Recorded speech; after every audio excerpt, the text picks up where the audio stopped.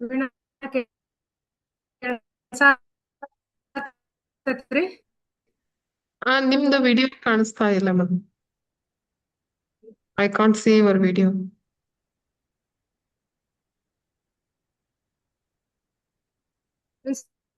Start ಮಾಡೋಣ Veena? Sir, madam, I can't hear your voice also, ma'am.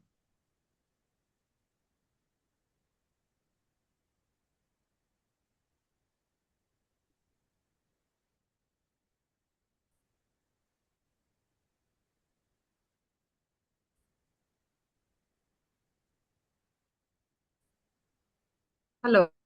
ಹಾ ma'am.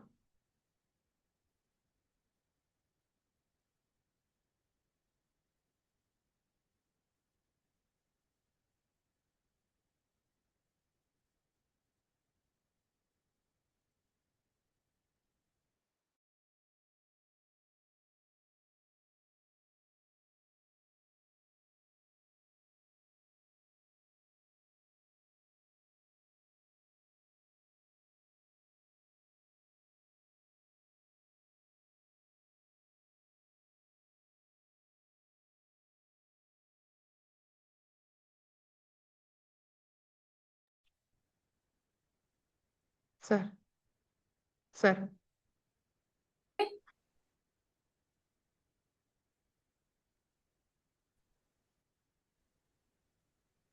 Hello. Yes, ma'am. We can start, ma'am.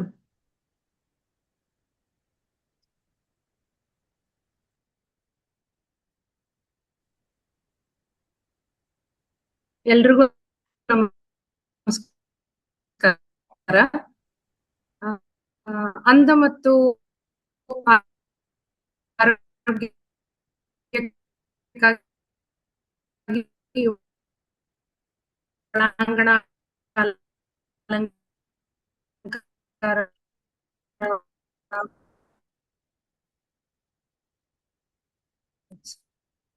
ಸರಣಿ ಒಳಗಡೆ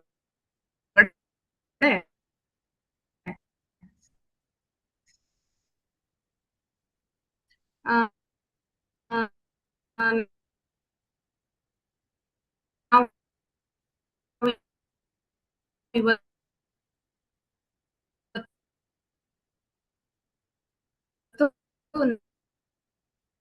ನಾಲ್ಕನೇ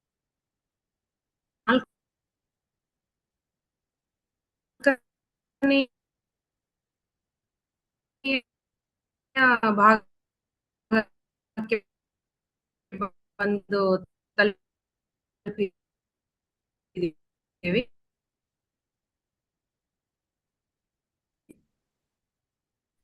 ಒಳಾಂಗಣ ಅಲಂಕಾರ ಅಂದಿದ ತಕ್ಷಣನೇ ನಾವು ಬಣ್ಣಗಳ ಬಗ್ಗೆ ನೋಡಿದ್ವಿ.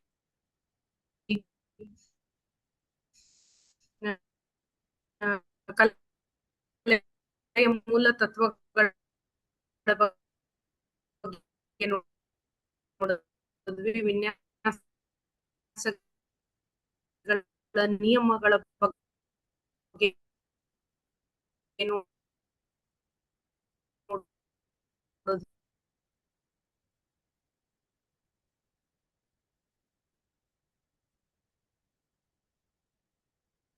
ಆರೋಗ್ಯ ಆಶಾ, ಕ್ಯಾನ್ ಐ ಸ್ಟಾರ್ಟ್? ಅನ್ಮ್ಯೂಟ್ ಮಾಡ್ಕೊಂಡು ಹೇಳ್ತೀರಾ? ನಾವು ಪರಿಕರಗಳನ್ನ ಅಂದ್ರೆ ಒಳಾಂಗಣ ಅಲಂಕಾರಿಕ ಸಾಮಗ್ರಿಗಳನ್ನ, ಅದು ಕಾರ್ಯಕಾರಿ ಸಾಮಗ್ರಿಗಳಿರಬಹುದು ಅಥವಾ ಅಲಂಕಾರಿಕ ಸಾಮಗ್ರಿಗಳಿರ್ಬೋದು, ಅವುಗಳನ್ನ ಹೇಗೆ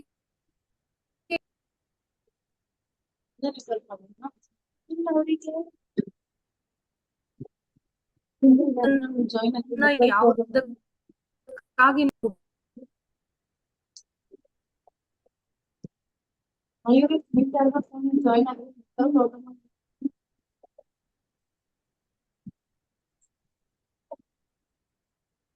ಎಸ್ ಎಸ್ ಮೇಡಮ್, ನಮ್ ಸ್ಟೂಡೆಂಟ್ಸ್ ಎಲ್ಲ ಜಾಯಿನ್ ಆಗಿದ್ದಾರೆ madam. You can start. Start. Okay. Thank you, Dr. Vijaya madam, for introducing about the special lecture programs. ಉಪನ್ಯಾಸದೊಳಗೆ ನೋಡಿದ್ವಿ. ಇವತ್ತು ನಾವು ಒಳಾಂಗಣ ಅಲಂಕಾರದ ಮುಖ್ಯವಾದ ಭಾಗ ಇನ್ನೊಂದಿದೆ.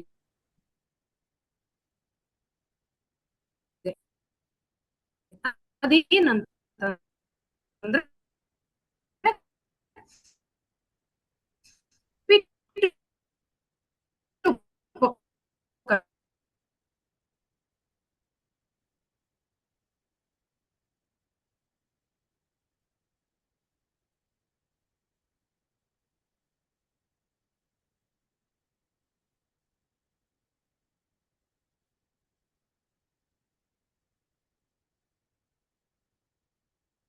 ಐ ಥಿಂಕ್ ನೆಟ್ವರ್ಕ್ ಇಶ್ಯೂ ಇರೋದ್ರಿಂದ ವಿಜಯ ಪಾಟೀಲ್ ಮೇಡಮ್ ಧ್ವನಿ ಅಷ್ಟು ನಮಗೇನೋ ಸರಿ ನಂಗೆ ಕಾಣಿಸಿಲ್ಲ.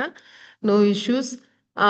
ಇವತ್ತು ಅಂದ ಮತ್ತು ಅಲಂಕಾರ ಆರೋಗ್ಯಕ್ಕಾಗಿ ಒಳ ಅಲಂಕಾರದ ವಿಶೇಷ ಉಪನ್ಯಾಸ ಸರಣಿಯ ಭಾಗದೊಳಗ ಇವತ್ತಿನ ದಿನ ನಾವು ಪೀಠೋಪಕರಣಗಳನ್ನ ತೆಗೆದುಕೊಂಡಿದ್ದೀವಿ. ಪೀಠೋಪಕರಣಗಳು ಅಂದರೆ ಏನು, ಪೀಠೋಪಕರಣದೊಳಗ ಪ್ರಕಾರಗಳು ಎಷ್ಟು ಮತ್ತು ಪೀಠೋಪಕರಣದೊಳಗ ಎಷ್ಟು ಪೀಠೋಪಕರಣಗಳನ್ನ ನಾವು ಒಳಗೊಳ್ಬೇಕಾದ್ರೆ ಏನೆಲ್ಲ ಅಂಶಗಳನ್ನ ಗಮನಿಸಬೇಕು, ಹಾಗೂ ಒಳ ಅಲಂಕಾರದೊಳಗ ಪೀಠೋಪಕರಣಗಳನ್ನ ಯಾವ ರೀತಿಯಾಗಿ ಜೋಡಿಸ್ಬೇಕು ಅನ್ನೋದ್ರ ಬಗ್ಗೆ ಇವತ್ತಿನ ಸಿರೀಸ್ ಒಳಗ ಇಟ್ಕೊಂಡಿದ್ದೀವಿ. ಫರ್ನಿಚರ್ ಅರೇಂಜ್ಮೆಂಟ್ ಇನ್ ಇಂಟೀರಿಯರ್ಸ್ ಅಂತ ಹೇಳಿ ಒಳಾಂಗಣದಲ್ಲಿ ಪೀಠೋಪಕರಣಗಳ ವ್ಯವಸ್ಥೆ. ಫಸ್ಟ್ ಬರೋದು ಇತಿಹಾಸ. ಫರ್ನಿಚರ್ ಇತಿಹಾಸ. ಫರ್ನಿಚರ್ ಅಂದ್ರೆ ಪೀಠೋಪಕರಣಗಳ ಇತಿಹಾಸ ಅಂತ ಹೇಳ್ತೀವಿ. ಮಾನವ ಯಾವಾಗ ಕೃಷಿಯೇತರ ಚಟುವಟಿಕೆಗಳಲ್ಲಿ ತೊಡಗ್ತಾನೋ ಆವಾಗ ಅವನು ಸ್ಥಳಗಳನ್ನ ವಾಸಿಸ್ಲಿಕ್ಕೆ ತನಗೆ ಯೋಗ್ಯವಾಗಿ ಹೆಂಗ ಬೇಕು ಅಂತ ಹೇಳಿ ಅವಾಗ ಪ್ರಾರಂಭ ಮಾಡ್ತಾನೋ, ಅಂದಿನ ದಿನದಿಂದ ಏನ್ ಮಾಡ್ತಾನ ಅಂತಂತಂದ್ರ ಪೀಠೋಪಕರಣಗಳನ್ನ ತನಗೆ ಸೂಕ್ತವಾಗುವ ರೀತಿಯಲ್ಲಿ ಮನೆ ಅನ್ನುವ ಕಟ್ಟಡದೊಳಗ ಇಟ್ಕೊಳ್ಲಿಕ್ಕೆ ಪ್ರಾರಂಭ ಮಾಡ್ತಾನ. ಈ ನಿಮ್ ಪೋಸ್ಟರ್ ಒಳಗ ನೋಡಬಹುದು, ಸಾರಾ ಬ್ರೇ ಅಂತ ಹೇಳಿ ಇದು ಯುರೋಪಿಯನ್ ರಾಷ್ಟ್ರ ಒಳಗ ಒಂದು ಸ್ಕಾಟ್ಲ್ಯಾಂಡ್ ಅನ್ನುವ ಒಂದು ದ್ವೀಪದೊಳಗ ಕಂಡು ಬಂದಂತ ಒಂದು ಸೆರಾಬ್ರೆಯಲ್ಲಿ ಅಂದ್ರೆ ಸ್ಟೋನ್ ಯುಗ ಅಂತ ಕರಿತೀವಿ ನಾವು. ಅಂದ್ರ ಕಲ್ಲು ಗ್ರಾಮದೊಳಗ, ಕಲ್ಲು ಯುಗದೊಳಗ ಎನ್ನುವ ಒಂದು ಗ್ರಾಮ ಇದು 2000 ವರ್ಷಕ್ಕಂತೂ ಕ್ರಿಸ್ತಪೂರ್ವ ಹಳೆಯದಾಗಿದೆ. ಈ ತರದ ಮನೆಗಳಲ್ಲಿ ನಾವು ಪೀಠೋಪಕರಣಗಳ ವ್ಯವಸ್ಥೆಯನ್ನ ನಾವು ಮೊದಲಿಗೆ ಕಂಡ್ವಿ ಅಂತ ಹೇಳಿ ಇತಿಹಾಸದ ಉಲ್ಲೇಖದೊಳಗ ನಾವು ಫರ್ನಿಚರ್ ಅನ್ನ ಸ್ಟಡಿ ಮಾಡ್ಬೇಕಾದ್ರೆ ಕಾಣ್ತೀವಿ. ನಂತರದ ದಿನಮಾನ ಅಂದ್ರೆ ಆನ್ಸನ್ ಈಜಿಪ್ಷಿಯನ್ ಪೀಠೋಪಕರಣಗಳು ಬಂದ್ವು. ಅಂದ್ರ ಮನೆಯ ಒಳಗೆ ಅವರು ಮೊದ್ಲು ಕಲ್ಲಿನಿಂದ ಮಾಡಿದ್ದು ಪೀಠೋಪಕರಣಗಳನ್ನ ನೀವ್ ಎದುರಾಗ ನೋಡಿದ್ರಿ. ಹಿಂದಿನ ಕಾಲದೊಳಗ ನೋಡಿದ್ರಿ ಅಂದ್ರೆ ನೆಕ್ಸ್ಟ್ ಬರೋದ್ರು ಈಜಿಪ್ಷಿಯನ್ ಪೀರಿಯಡ್ ಒಳಗ ನಾವೇನ್ ಮಾಡ್ತೀವಿ, ಕುರ್ಚಿಗಳನ್ನ, ಮೇಜುಗಳನ್ನ, ವಸ್ತುಗಳನ್ನ ಇಡ್ಲಿಕ್ಕೆ ಪೆಟ್ಟಿಗೆಗಳನ್ನ ಬಳಸ್ತೀವಿ. ಫಸ್ಟ್ ತಲೆಯ ಆಧಾರಿತ ಅಂದ್ರ ಹೆಡ್ ರೆಸ್ಟ್ ಕೊಟ್ಟಿರೋದು ಯಾರು ಅಂತಂದ್ರೆ ಆನ್ಸೆನ್ ಈಜಿಪ್ಷಿಯನ್ ಸ್ಟೈಲ್ ಒಳಗ ಏನ್ ಮಾಡಿದ್ವು, ಉಡನ್ ಒಳಗ ಮತ್ತು ಕಟ್ಟಿಗೆಯಿಂದ ತಯಾರಾದಂತಹ ಪೀಠೋಪಕರಣ ಒಳಗ ಪ್ರಪ್ರಥಮ ಬಾರಿಗೆ ನಾವು ಹೆಡ್ ರೆಸ್ಟ್ ಅನ್ನು ಹೊಂದಿದಂತಹ ಪೀಠೋಪಕರಣಗಳನ್ನ ನಮ್ಮ ಇತಿಹಾಸದ ಕುರುಹುಗಳಲ್ಲಿ ಸಿಕ್ಕದ ಅಂತ ನಾವು ಹೇಳ್ತೀವಿ. ನೆಕ್ಸ್ಟ್ ಬರುತ್ತಾ ಆನ್ಸಿಯನ್ ಈಜಿಪ್ಷಿಯನ್ ಸ್ಟೈಲ್. ಇಲ್ಲಿ ಏನ್ ಮಾಡಿದ್ರು ಅಂತಂದ್ರ ಗ್ರೀಸ್ ಮನೆತನದ, ಶ್ರೀಮಂತ ಮನೆತನದವ್ರು ಏನ್ ಮಾಡಿದ್ರು, ಫರ್ನಿಚರ್ ಅನ್ನ ತುಂಬಾ ಸರಳವಾಗಿ, ಅಂದ್ರ ಇಲ್ಲಿ ಏನಾಯ್ತು, ಮಣ್ಣಿನಿಂದ ಮಾಡಿದಂತಹ ಪೀಠೋಪಕರಣಗಳು ಆನ್ಷಿಯನ್ ಈಜಿಪ್ಷಿಯನ್ ಸ್ಟೈಲ್ ಒಳಗ್ ಕಂಡ್ರಂತಂದ್ರ ಇಲ್ಲಿ ಏನೈತಿ, ಈಜಿಪ್ಷಿಯನ್ ಸ್ಟೈಲ್ ಒಳಗೆ ಏನ ಬಂದಿದ್ರು, ಗ್ರೀಕ್ ಸ್ಟೈಲ್ ಒಳಗೆ ಏನ್ ಮಾಡಿದ್ರು ಅಂತಂದ್ರ ಕಟ್ಟಿಗೆಯಿಂದ ಮಾಡಲ್ಪಟ್ಟ ಪೀಠೋಪಕರಣಗಳು ಮತ್ತು ಸಸ್ಯ ಮೂಲವಾದಂತಹ ಆಧಾರಿತ ಏನ್ ಮಾಡಿದ್ರು ಅಂತಂದ್ರ ಖಾತಿ ಅಥವಾ ಹಗ್ಗಗಳನ್ನ ಮಾಡಿ ಆ ಹಗ್ಗಗಳನ್ನ ಮಂಚದೊಳಗ ಅಥವಾ ಸೋಫಾ ಮೇಲೆ ನೇಯುವುದರ ಮುಖಾಂತರ ಏನ್ ಮಾಡಿದ್ರು ಅಂತಂತಂದ್ರ ಗ್ರೀಕ್ ಮನೆತನದವರು ತೆಗೆದುಕೊಂಡು ಬಂದ್ರು. ಇದಕ್ಕ ಪ್ರದರ್ಶಿಸಲು ಡ್ರೆಸ್ಸರ್ ಕೂಡ ಏನ್ ಮಾಡ್ತಿದ್ರು, ಇರ್ತಿದ್ವು ಅಂತ ಹೇಳಿದ್ರು. ಮರದ ಚೌಕಾಕಾರದ ಕಟ್ಟಿನೊಳಗ ನಾವೇನ್ ಮಾಡ್ತೀವಿ, ಈ ಗ್ರೀಕ್ ಸ್ಟೈಲ್ದ ಪೀಠೋಪಕರಣಗಳನ್ನ ನೋಡ್ತೀವಿ. ನಂತರ ರೋಮನ್ ಕಾಲದವರು ಬಂದ್ರು. ರೋಮನ್ ಕಾಲದ ಫರ್ನಿಚರ್ ಅಂದ್ರೆ ಪೀಠೋಪಕರಣಗಳು ಹೆಂಗಿದ್ವು ಅಂತಂದ್ರೆ, ರೋಮನ್ ಸಾಮ್ರಾಜ್ಯ ಯಾವಾಗ್ಲೂ ಶ್ರೀಮಂತ ಸಾಮ್ರಾಜ್ಯ ಅಂತ ನಾವು ಹೇಳ್ತೀವಿ. ಈ ಶ್ರೀಮಂತ ಸಾಮ್ರಾಜ್ಯದೊಳಗ ಮನೆಯಲ್ಲಿ ಸುಂದರವಾದ ಮೊಸಾಯಿಕ್ ಸ್ಟೈಲ್ಸ್ ಅಲಂಕಾರಕ್ಕಾಗಿ ಕಿಟಕಿಗಳನ್ನ ತಾಳೆ ಎಲೆಗಳನ್ನ ಬಳಸ್ತಿದ್ರು. ಹಾಗೆ ಹೈಪೋಕ್ರಾಸ್ಟ್ ಅನ್ನುವ ಒಂದು ಕೇಂದ್ರ ಒಂದು ಹೀಟಿಂಗ್ ವ್ಯವಸ್ಥೆಯೊಳಗ ನಾವೇನ್ ಮಾಡಿದ್ವಿ ಅಂತಂದ್ರ ಇಲ್ಲಿ ನೋಡ್ರಿ, ನೀವು ಕೆಳಗಡೆ ನೋಡ್ಬಹುದ್ರಿ. ಈ ಸ್ಟೈಲ್ ನೋಡಿದ್ರೆ ಹೀಟ್ ಮಾಡಿ ಅದನ್ನ ಏನ್ ಮಾಡಿದಾರೆ, ಪೀಠೋಪಕರಣಗಳಲ್ಲಿ ಅವುಗಳನ್ನ ಗಮ್ ಟೈಪ್ ಮಾಡಿ ಅದನ್ನ ಜೋಡಿಸಿದಾರ ಅಂತ ಹೇಳಿ ಇದಕ್ಕೆ ಹಿಪೋಕ್ರಾಸ್ಟ್ ಅಂತ ಕರೀತಾರ. ಈ ತರದ ಶೈಲಿ ಒಳಗ ಸುಂದರವಾದ ಗೋಡೆ ಒಳಗ ಮಾರ್ಬಲ್ ಇರುವಂತದ್ದು, ಮೊಸಾಯಿಕ್ ಗಳನ್ನ ಇರುವಂತ ಫರ್ನಿಚರ್ ಅನ್ನ ನಾವೇನ್ ನೋಡಿದ್ವಿ, ರೋಮನ್ ಇತಿಹಾಸ ಕಾಲದೊಳಗ ಈ ರೀತಿ ಫರ್ನಿಚರ್ಸ್ ಏನಾಯ್ತು, ಕಾಲಕ್ಕೆ ಬದಲಾಗ್ತು ಅಂತ ಬಂದು ನಂತರ ಮಧ್ಯಯುಗದ ಫರ್ನಿಚರ್ ಅಂತ ಬಂದ್ವು. ಮಧ್ಯಯುಗದ ಫರ್ನಿಚರ್ ಅಂತಂದ್ರ ಎಲ್ಲಾ ಕುಟುಂಬದ ವರ್ಗದವರು ಸೇರಿ ಒಂದು ದೊಡ್ಡದಾದ ಸಭಾಂಗಣದಲ್ಲಿ ವಾಸಿಸ್ತಿದ್ರು. ಆದ್ರ ಮನೆಯ ಯಜಮಾನ ಮಾತ್ರ ಮನೆಯ ಮೇಲ್ಛಾವಣಿ ಮೇಲೆ ವಾಸಿಸ್ತಾ ಇದ್ದ. ಆ ಮೇಲ್ಛಾವಣಿಯ ಒಳಗ ಅವಂಗ ಸೋಲಾರ್ ಅಂತ ಕರಿತಿದ್ರ. ಆ ಸೋಲಾರ್ ಅಂದ್ರ ಒಂದು ಕೊಠಡಿ, ಅಂದ್ರ ಮನೆಯ ಯಜಮಾನನಿಗೆ ಇರುವಂತ ಕೊಠಡಿ. ಆ ಕೊಠಡಿ ಒಳಗೆ ಏನಾಯ್ತು ಅಂತಂದ್ರ ಹಾಸಿಗೆ, ಮಂಚ, ಅವನ ಗೌಪ್ಯತೆಯನ್ನ ಕಾಪಾಡ್ಲಿಕ್ಕೆ, ಚಳೆಗಳನ್ನ ಕಾಪಾಡ್ಲಿಕ್ಕೆ ಪರದೆಗಳನ್ನ ಉಪಯೋಗ ಮಾಡ್ತಾ ಇದ್ದು. ಇಂತಹ ಸ್ಟೈಲ್ದ ಫರ್ನಿಚರ್ ಏನಾಯ್ತು ಅಂತಂದ್ರೆ ಕ್ರಿಸ್ತಶಕ 1180ನೇ ಕಾಲದೊಳಗ, ರೋಮನ್ ಕಾಲದೊಳಗ ಮೊಟ್ಟ ಮೊದಲಿಗೆ ಶ್ರೀಮಂತರ ಮನೆಯಲ್ಲಿ ಏನ್ ಮಾಡ್ತಿದ್ರು, ಗಾಜಿನ ಕಿಟಕಿಗಳು ಕೂಡ ಕಾಣಿಸ್ಕೊಂಡು ಈ ತರ ಪಟ್ಟಿಗೆ ಪೀಠೋಪಕರಣಗಳನ್ನ ನೆಕ್ಸ್ಟ್ ಮಧ್ಯಯುಗದ ಫರ್ನಿಚರ್ ಅನ್ನು ಬರ್ತಿದ್ವು. ಇಲ್ಲಿ ಜಾಸ್ತಿ ಅಲಂಕಾರಿಕ ವಸ್ತುಗಳನ್ನ, ಪೀಠೋಪಕರಣಗಳನ್ನು ಎದರಿಂದ ಮಾಡಲ್ಪಟ್ಟಿರ್ತಿದ್ರು ಅಂತಂದ್ರ ಓಕ್ ಮರದಿಂದ ಮಾಡಲ್ಪಟ್ಟಂತ ಹೆವಿ ಇರುವಂತ ಪೀಠೋಪಕರಣಗಳು ಈ ಮಧ್ಯಕಾಲದ ಫರ್ನಿಚರ್ ಅಥವಾ ಪೀಠೋಪಕರಣಗಳಲ್ಲಿ ಕಂಡು ಬಂದವು. ತದನಂತರ 16ನೇ ಶತಮಾನದ ಪ್ರಾರಂಭದೊಳಗ ಏನ್ ಮಾಡ್ತಿದ್ರು, ಶ್ರೀಮಂತರಿಗಿದ್ರು ಆರಾಮ ಜೀವನವನ್ನ, ಆಹ್ಲಾದಕರವಾದಂತ ವಾತಾವರಣದೊಳಗ ಇರ್ಲಿಕ್ಕೆ ಪ್ರಾರಂಭ ಮಾಡಿದ್ರು.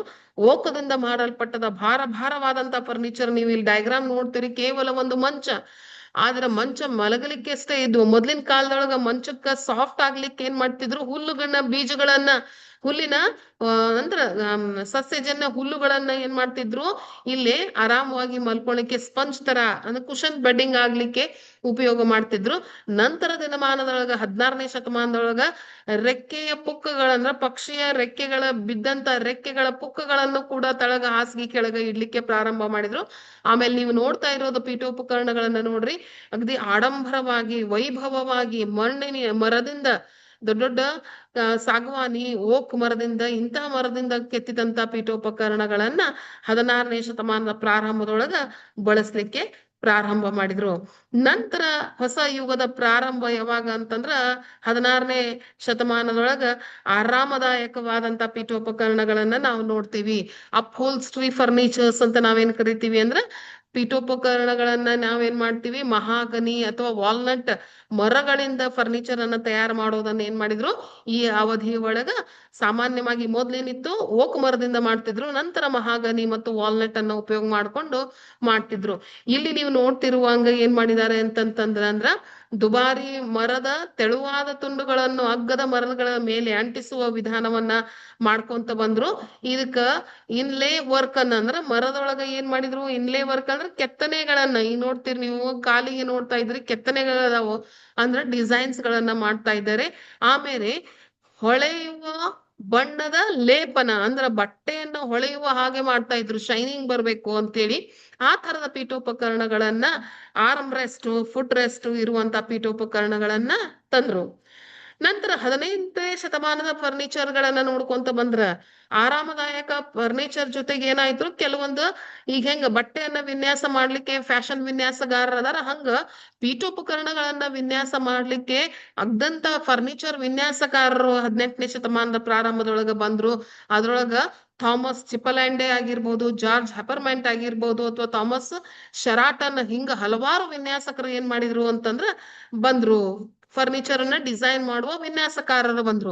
ಇವರ ವಿನ್ಯಾಸ ಒಳಗ ಡಂಕನ್ ಪೈಪ್ ಅನ್ನುವರು, ಜಾನ್ ಗಾರ್ಡಾರ್ಡ್ ಅನ್ನೋರು ಮತ್ತು ಸೆಮೋಲಿನ್ ಮೇಕ್ ಇಂಟರ್ ಅನ್ನುವರು, ಇವರು ಏನ್ ಮಾಡಿದ್ರು, ಪರಿಚಯಿಸಿದ್ರು. ಆದ್ರೆ ಇಂತಹ ಪೀಠೋಪಕರಣಗಳು ಕೇವಲ ರಾಜಮನೆತನಕ್ಕ ಅಥವಾ ಉಚ್ಚ ವರ್ಗ, ಶ್ರೀಮಂತ ವರ್ಗದವರಿಗೆ ಮಾತ್ರ ಸೀಮಿತವಾಗಿದ್ವು ಹೊರತು ಬಡವರಿಗೆ ಇನ್ನು ಪೀಠೋಪಕರಣಗಳು ಕನಸಾಗಿಯೇ ಉಳ್ಕೊಂಡಿದ್ವು. ನಂತರ 19ನೇ ಶತಮಾನದ ಪ್ರಾರಂಭದೊಳಗೆ ಏನಾಯ್ತು, ದೊಡ್ಡ ಪ್ರಮಾಣದ ಉತ್ಪಾದನೆಯನ್ನ ಪ್ರಾರಂಭ ಮಾಡಿದ್ವು. ವಿಕ್ಟೋರಿಯನ್ ಕಾಲ ಅಂತ ಕರಿತೀವಿ, 19th ಸೆಂಚುರಿಯನ್ನ ನಾವು ಈ ಕಾಲದೊಳಗ ಶ್ರೀಮಂತರ ಮನೆಯೊಳಗೂ ಕೂಡ ಏನ್ ಮಾಡಿದ್ರು ಅಂತಂದ್ರ ಅಲ್ಲಲ್ಲಲ್ಲ ಎಲ್ಲರ ಮನೆಯೊಳಗ ಪೀಠೋಪಕರಣಗಳು ಬರ್ಲಿಕ್ಕೆ ಪ್ರಾರಂಭ ಮಾಡಿದ್ರು. ಆದ್ರ ವಿನ್ಯಾಸದ ಗುಣಮಟ್ಟ ಕಡಿಮೆ ಆಗಿರೋದ್ರಿಂದ ಅಗ್ಗದ ಬೆಲೆಯೊಳಗ ಇವು ದೊರಕ್ಲಿಕ್ಕೆ ಎಲ್ಲರಿಗೂ ಅನುಕೂಲವಾಯಿತು ಅನ್ನೋದು 19ನೇ ಶತಮಾನದ ಪೀಠೋಪಕರಣಗಳ ಹೇಳ್ತಾವು.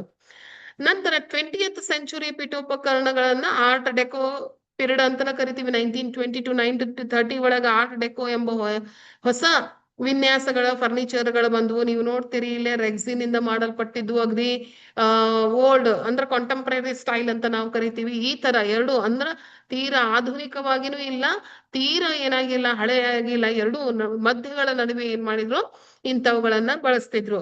ಮೊದಲಿಗೆ ಮನೆ ಕಟ್ಟಬೇಕಾದ್ರ ಮನೆಯ ಹಿತ್ತಲಿನ ಒಂದು ಕೋಣೆ ಅಥವಾ ಮುಂಭಾಗದಲ್ಲಿ ಬರುವ ಒಂದು ಕೋಣೆಯನ್ನ ಅತಿಥಿಗಳಿಗೆ ಅಂತನ ಸತ್ಕಾರಕ್ಕಾಗಿ ಅಂತ ಅಥವಾ ಲಿವಿಂಗ್ ರೂಮ್ ಅಂತ ಕರಿತಿದ್ರು, ಅಥವಾ ಸತ್ಕಾರದ ಕೋಣೆ ಅಂತ ಕರಿತಿದ್ರು. ಅಂತಹ ಸತ್ಕಾರದ ಕೋಣೆ ಒಳಗ ಜಾಸ್ತಿ ಪೀಠೋಪಕರಣಗಳನ್ನ ಇಳಿದುದು ಸಾಮಾನ್ಯವಾಗಿ ಇಟ್ಟಿತ್ತು. ನಂತರ 20ನೇ ಶತಮಾನ ಯಾವಾಗ ಕೊನೆಯಲ್ಲಿ ಬ್ರಿಟನ್ ಸಮೃದ್ಧ ರಾಷ್ಟ್ರ ಆಗಿ ವ್ಯಾಪಕಗೊಂಡಾಗ ಅಲ್ಲಿ ಬ್ರಿಟಿಷ್ ವರ್ಚಸ್ಸಿನಿಂದ ಏನಿತ್ತು ಅಂತಂದ್ರೆ ಇನ್ನೂಷ್ಟು ಹೆಚ್ಚಿನ ಪೀಠೋಪಕರಣಗಳು ಸ್ಟೈಲ್ಗಳು ಏನಾಯ್ತು 20ನೇ ಶತಮಾನದ ಪ್ರಾರಂಭದಲ್ಲಿ ಬಂದ್ವು. ಇವತ್ತು ನಾವೇನ್ ನೋಡ್ತೀವಿ ಅಂತಂದ್ರ ಆಧುನಿಕ ಫರ್ನಿಚರ್ ಅಥವಾ ಆಧುನಿಕ ಪೀಠೋಪಕರಣಗಳನ್ನ ನೋಡ್ತೀವಿ. ದ್ವಿತೀಯ ವಿಶ್ವಯುದ್ಧದ ನಂತರ ಸರಳತೆ, ಕಾರ್ಯದಕ್ಷತೆ ಮತ್ತು ಅನಾವಶ್ಯಕವಾಗಿ ಅಲಂಕಾರವನ್ನು ತೆಗೆಯನ್ನು ಹಾಕುವುದು. ಯಾಕ ಮ್ಯಾನ್ ಪವರ್ ಬಹಳ ಕಡಿಮೆ ಆಗ್ಲಿಕ್ಕೆ ಬಿಡ್ತು. ಹ್ಯೂಮನ್ ಪವರ್ ಕಡಿಮೆ ಆದ ಕೂಡ ಸರಳವಾದಂತ ವಿನ್ಯಾಸ ಆಗಿರ್ಬೇಕು, ಅದನ್ನ ಸ್ವಚ್ಛ ಮಾಡ್ಲಿಕ್ಕೆ ಅನುಕೂಲ ಆಗಿರ್ಬೇಕು, ಸರಳ ಆಕಾರವಾಗಿರ್ಬೇಕು, ಸರಳ ವಿನ್ಯಾಸ, ಕೆತ್ತನೆಯಿಂದ ಮಾಡಿದ್ದಂತ ಗಟ್ಟಿ ಮರದಿಂದ ವಿನ್ಯಾಸ ಮಾಡಿದಂತವುಗಳನ್ನ ಬಹಳ ಕಡಿಮೆ ಮಾಡ್ಕೊಂಡು ಬಂದ್ರು. ಕೇವಲ ಮರದಿಂದ ತಯಾರಾಗುವಂತ ಪೀಠೋಪಕರಣಗಳ ಕಾಲ ಹೋಯ್ತು. ಈಗೇನ್ ಮಾಡ್ಲಿಕ್ಕತ್ರು, ಲೋಹ, ಸರಳ ಆಕಾರ, ಪ್ಲಾಸ್ಟಿಕ್, ಬಿದಿರು, ಬಂಬು ಹೀಗೆ ಇತ್ಯಾದಿಗಳನ್ನ ನಾವು ತೆಗೆದುಕೊಂಡು ಪೀಠೋಪಕರಣಗಳು ಇಲ್ಲಿ ನೋಡ್ರಿ, ಇಲ್ಲೇ ಮಾಡರ್ನ್ ಆಗ ಪೀಠೋಪಕರಣಗಳು ನಿಮ್ಗೆ ಕಾಣ್ತಾ ಇದ್ದಾವೆ. ಬಹಳಷ್ಟು ಸಿಂಪಲ್, ಸೋಬರ್, ಎಲಿಗಂಟ್ ಇರುವಂತ ಪೀಠೋಪಕರಣಗಳನ್ನ ನಾವು ನೋಡ್ತಾ ಬಂದ್ವಿ. ಇವು ಎಲ್ಲ ಏನಾಯ್ತು ಅಂತಂದ್ರ ಪೀಠೋಪಕರಣಗಳನ್ನ ಪ್ರಕಾರಗಳು from ancient stone age period ಇಂದ ಈ ಮಾಡರ್ನ್ ಡೇ ವರೆಗೂ ಈ ರೀತಿ ಪೀಠೋಪಕರಣಗಳಲ್ಲಿ ವಿನ್ಯಾಸಗಳನ್ನ ನಾವು ನೋಡ್ಕೊಂತ ಬಂದ್ವಿ. ನೆಕ್ಸ್ಟ್, ಪೀಠೋಪಕರಣಗಳನ್ನ ಆಯ್ಕೆ ಮಾಡ್ಬೇಕಾದ್ರ ಈಗ ನಾವು ಸ್ವಂತ ಮನೆಗೆ ಅಂತ ಪೀಠೋಪಕರಣಗಳ ಸೋಫಾ ಸೆಟ್, ಡೈನಿಂಗ್ ಟೇಬಲ್ ಅಥವಾ ಒಂದು ಕಾಟು, ಬೆಡ್, ಟೇಬಲ್, ಡ್ರೆಸ್ಸಿಂಗ್ ಟೇಬಲ್ ಏನಾದ್ರೂ ತರ್ಲಿಕ್ಕೆ ಹೋಗ್ಲಿ, ಪೀಠೋಪಕರಣಗಳನ್ನ ಆಯ್ಕೆ ಮಾಡ್ಬೇಕಾದ್ರೆ ಏನೆಲ್ಲ ಗಮನಗಳನ್ನ ಹರಿಸ್ಕೊಂಡು ನಾವು ಪೀಠೋಪಕರಣಗಳನ್ನ ಆಯ್ಕೆ ಮಾಡ್ಕೋಬೇಕು ಅನ್ನೋದು ನಂತರ ಬರ್ತದ. ಅದ್ರೊಳಗ ಒಂದನೇದ್ದು ಅಂತಂದ್ರೆ ಪರಿಮಾಣ, ಪ್ರಪೋರ್ಷನ್ ಅಂತ ಹೇಳ್ತೀವಿ.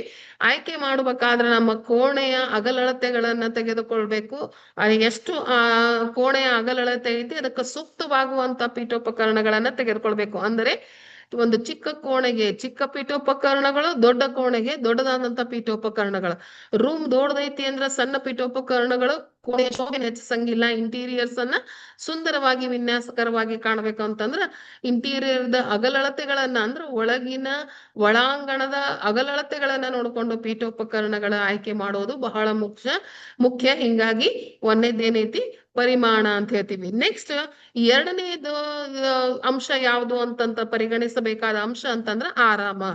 ನಾವು ಕೂಡುವಂತ ಪ್ರತಿಯೊಂದು ಪೀಠೋಪಕರಣಗಳು ಏನಾಗಿರ್ಬೇಕು, ಕಂಫರ್ಟಬಲ್ ಆಗಿರ್ಬೇಕು. ಅದು ಹೆಡ್ ರೆಸ್ಟ್ ಇರ್ಬೋದು, ಫುಟ್ ರೆಸ್ಟ್ ಇರ್ಬೋದು, ಆರ್ಮ್ ರೆಸ್ಟ್ ಇರ್ಬೋದು. ಪೀಠೋಪಕರಣಗಳಲ್ಲಿ ಎಲ್ಲ ಸ್ಟ್ಯಾಂಡರ್ಡ್ ಮೆಜರ್ಮೆಂಟ್ ಪ್ರಕಾರ ಅಳತೆಗಳು ಮಾನಕ್ಕನುಗುಣವಾಗಿ ಇರ್ಬೇಕು. ವ್ಯಕ್ತಿಯ ಅಗಲಳತೆಗೆ ಅದು ಹೊಂದ್ಕೊಂಡಿರ್ಬೇಕು. ಹಾಗೆ ನಾವು ಕೂತ್ಕೊಂಡಾಗ ಏನು ಡಿಸ್ಕಂಫರ್ಟ್ ಅನಿಸ್ಬಾರ್ದು. ನಮಗ್ ಕೂತ್ಕೊಂಡಾಗ ಆರಾಮದಾಯಕವಾಗಿರ್ಬೇಕು. ಅಂತಹ ಪೀಠೋಪಕರಣಗಳನ್ನ ಕುಂತು, ಎದ್ದು, ಮಲ್ಕೊಂಡು ನೋಡಿ ತೆಗೆದುಕೊಳ್ಬೇಕು. ಹಿಂಗಾಗಿ ಯಾವಾಗ್ಲೂ ಪೀಠೋಪಕರಣಗಳನ್ನ ತೆಗೆದುಕೊಂಡು ನಾವು ಖರೀದಿ ಮಾಡ್ಬೇಕಾದ್ರೆ ಶಾಪಿಗೆ ಹೋದಾಗ ನಾವು ಕೂತ್ ನೋಡ್ತಿರ್ತೀವಿ.